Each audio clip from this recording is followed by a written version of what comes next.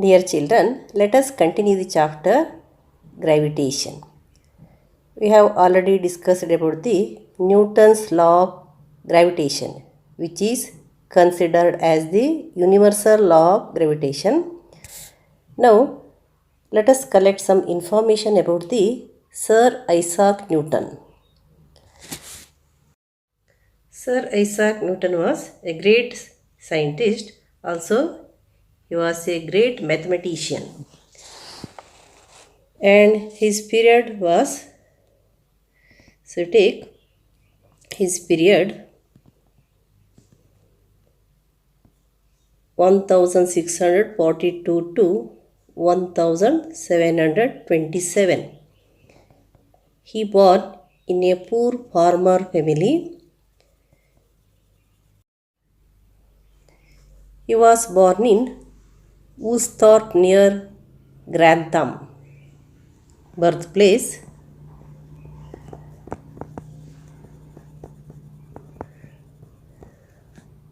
Woolsthorpe,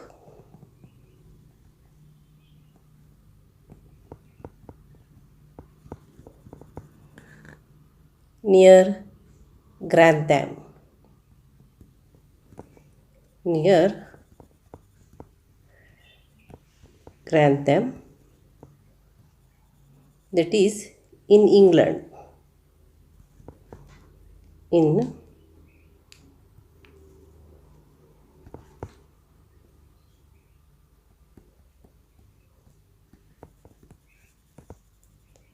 He is generally regarded as the most original and influential theorist in the history of science. He is regarded as the most original and influential theorist in the history of science, and he was born in a poor family, which is a farmer family. He was sent to study at Cambridge in 1661. He was sent to study at Cambridge University in 1661. In 1665, in Cambridge, plague broke out and Newton took a year off. It was during this year, because of the incident of the apple falling on him, he explored the universal law of gravitation. The incident made him to explore the possibility of connecting gravity with the force that kept the moon in its orbit. So, this idea led him to the universal law of gravitation, which is remarkable that many great scientists before him knew of gravity but failed to realize it. But Newton actually realized the gravity. Newton formulated the laws of motion. Already learned about the laws of motion. First law of motion, second law of motion, third law of motion. These all laws are formulated by the scientist Newton. Scientist also worked on the theories of light and also about the color. And also he designed an astronomical telescope to study the astronomical observations. As a great mathematician, he invented a new branch of mathematics called calculus. He used calculus to prove that for objects outside a sphere of uniform density, the sphere behaves as if the whole of its mass is concentrated at its center. He also transformed the structure of physical science with his three laws of motion and the universal law of gravitation. As the keystone of the scientific revolution of the 17th century, Newton's work combined the contribution of Copernicus, Kepler, Galileo and others into a new powerful synthesis. Though the gravitational theory could not be verified at that time, there was hardly any doubt about its correctness. This is because Newton based his theory on sound scientific reasoning and backed it with mathematics. This made the theory simple and elegant. These qualities are now recognized as essential requirements of a good scientific theory. Now let us write the achievements of Newton.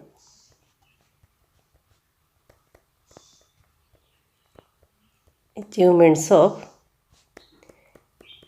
Newton. So you write one by one.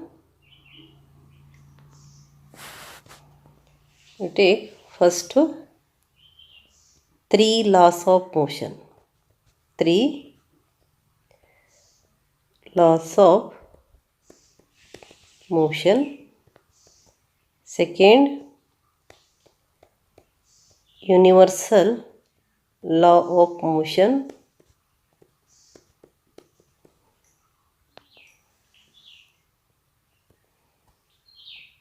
Works on theories of light and color.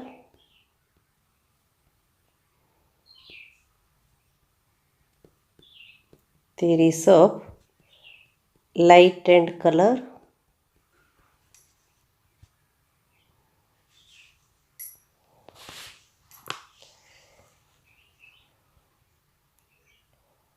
Designing of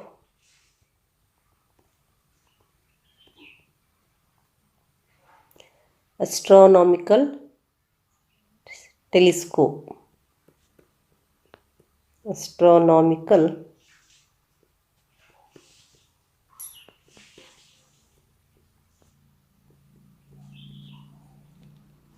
designing of astronomical telescope to carry out astronomical observations.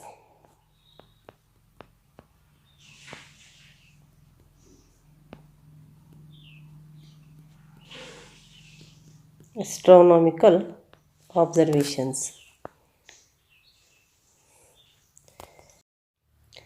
Transformed the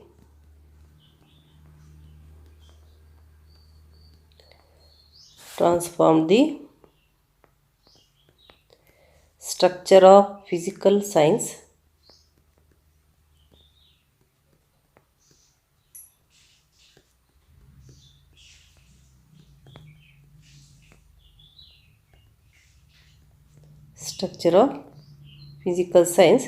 with his three laws of motion. With his three laws of motion and the universal law of gravitation and the universal law of gravitation.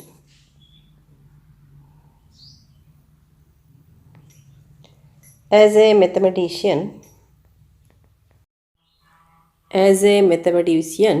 he invented a new branch of mathematics called calculus. As a mathematician,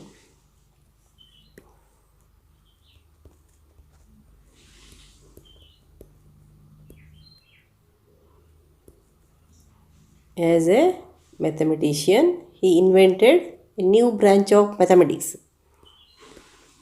He invented new branch of mathematics. New branch of mathematics called calculus.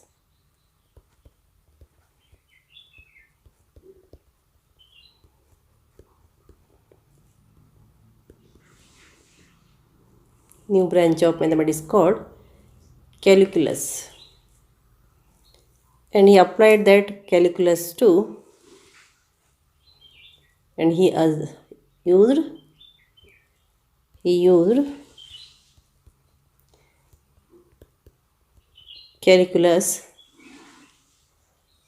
used calculus to prove that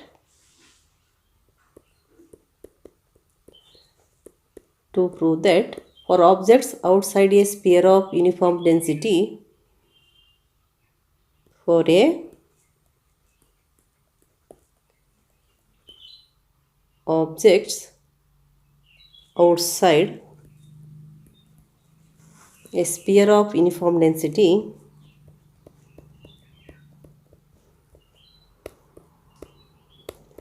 sphere of uniform density, the sphere behaves as if the whole of its mass, the sphere behaves as if the whole of its mass is, as if the whole of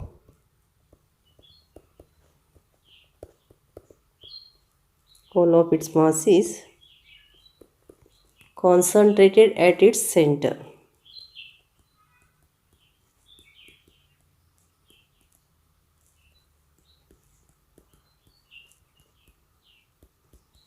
Concentrated at its center. Next one is, he transformed the structure of physical science with the three laws of motion and the universal law of gravitation.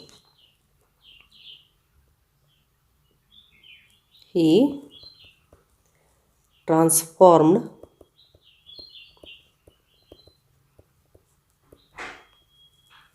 he transformed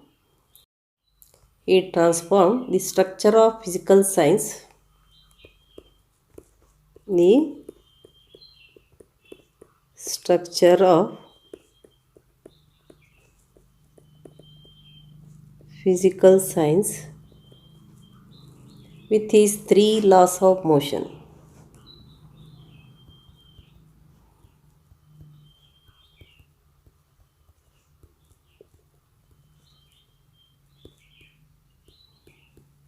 With his three laws of motion and the universal law of gravitation. And the universal law of gravitation. So these are some important achievements of the scientist and mathematician named Sir Isaac Newton. Now about the Kepler laws of planetary motions. The motion of planets around the sun is one of the interesting fact. You know that in the solar system there are 8 planets which are moving around the sun. Which are the planets here? Mercury, Venus, Earth, then Mars, Jupiter, Saturn, Uranus, Neptune. These are the 8 planets. Mercury, Venus, Earth, Mars, Jupiter, Saturn, Uranus, Neptune. All these planets are moving around the sun in the particular path. That path is called the orbit. And here the scientist named Kepler gave 3 laws about the motion of planets around the sun. The first law says that the orbit of a planet is an ellipse with the sun at one of the foci. Observe the figure here. Planets moves around the sun in the elliptical orbit, not in an circular orbit. The orbit of a planet is an ellipse with the sun at one of the foci. Here, sun will be here, the center of the ellipse here. And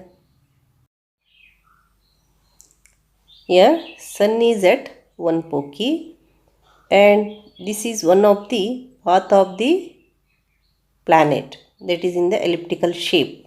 All the 8 planets are also approximately moving in the elliptical orbit. The shape of the orbit is ellipse with Sun at one of the pole.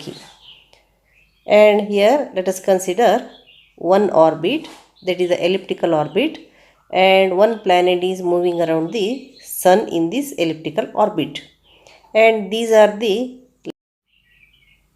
so OA, OB, OC and OD are the lines joining the Sun and the planet. If the planet is here, then OA is the line joining the Sun and the planet. And after moving, planet may come here, then this is the line joining O and the planet when it is at B. And when planet comes to the place C, then OC is a line joining the Sun and the planet. And again the planet moves and reaches the place D, then this is the line joining the planet and the Sun. The second law says that the line joining the planet and the Sun sweep equal areas in equal intervals of time. Equal areas and equal intervals of time. Consider here, these two are the line joining the planet and the Sun. And here A to B is equals to B to C. That is, time interval from A to B is equals to time interval from B to C. Again it is equals to the time interval from C to D. And the areas are also equal here. So the second law says that the line joining the planet and the Sun sweep equal areas in equal intervals of time. Here time taken to cover the distance A to B is equals to time taken to cover the distance B to C, and time taken to cover the distance CD. And the areas made here also equal. That means the line joining the planet and the Sun sweep equal areas in equal intervals of time. Thus, if the time of interval from A to B is the same as that of C to D, then the areas OAB equals areas OCD.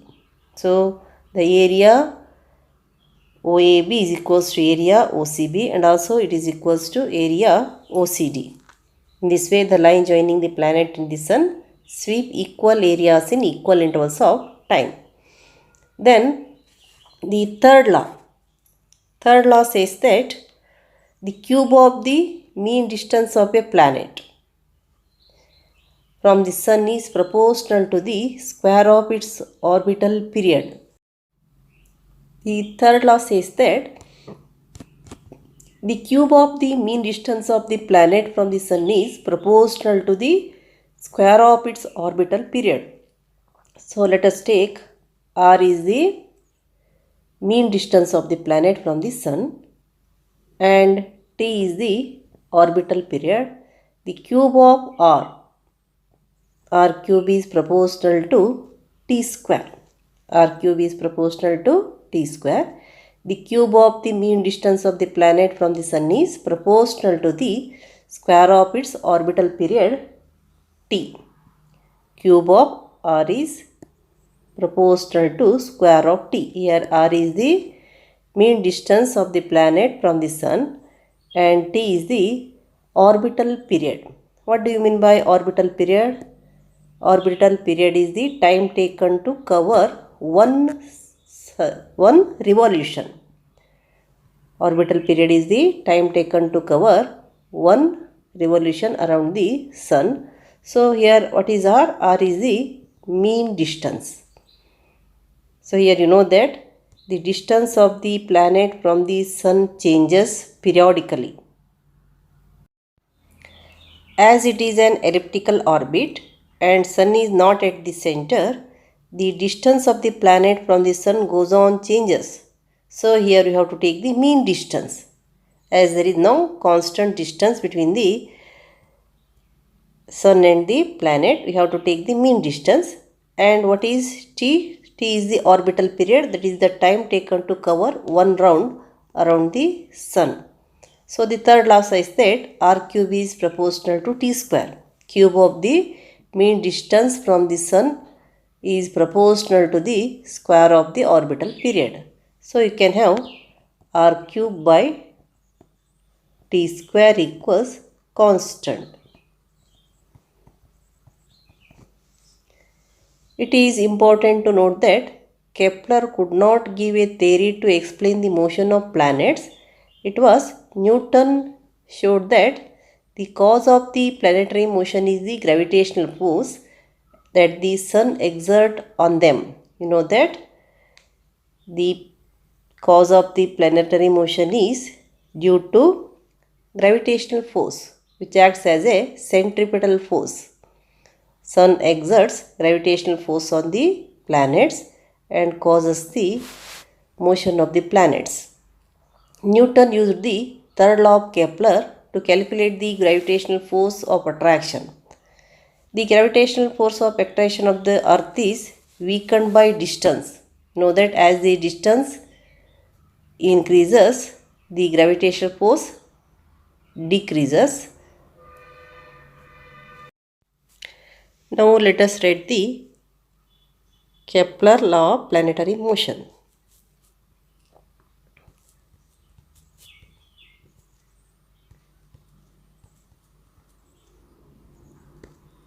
So read Kepler's laws of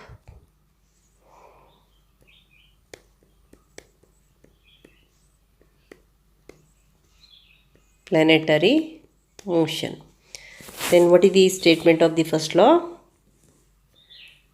First law says that the orbit of a planet is an ellipse with the sun at one of the foci. The orbit of a planet is an ellipse with the sun at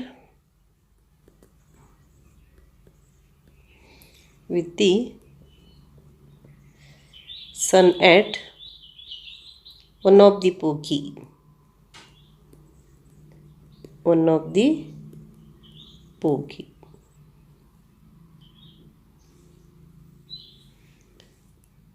Then second law, the line joining the planet and the sun sweeps equal areas in equal intervals of time. The line joining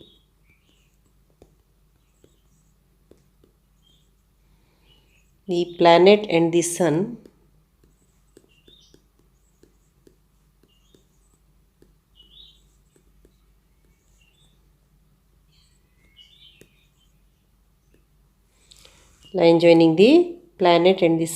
sweep equal areas.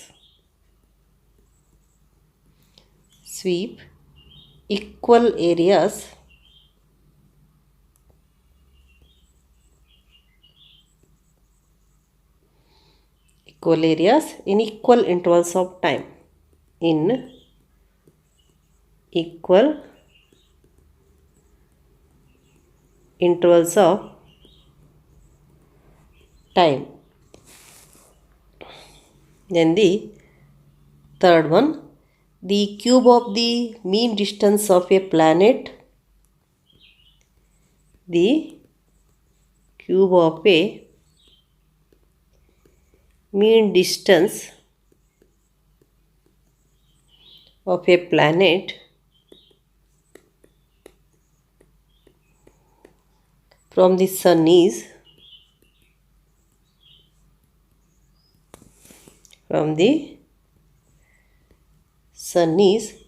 proportional to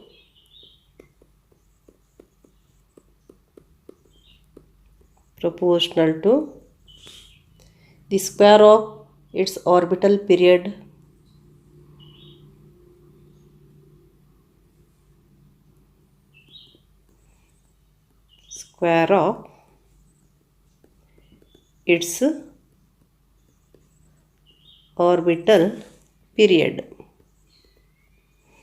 that is r cube is proportional to t square. So then you can write r cube by t square. It is r cube by t square equals constant, where r is the mean distance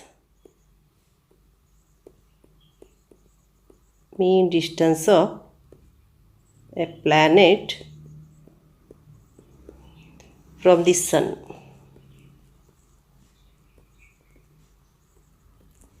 and t is the orbital period. What is that orbital period? Time taken to cover one round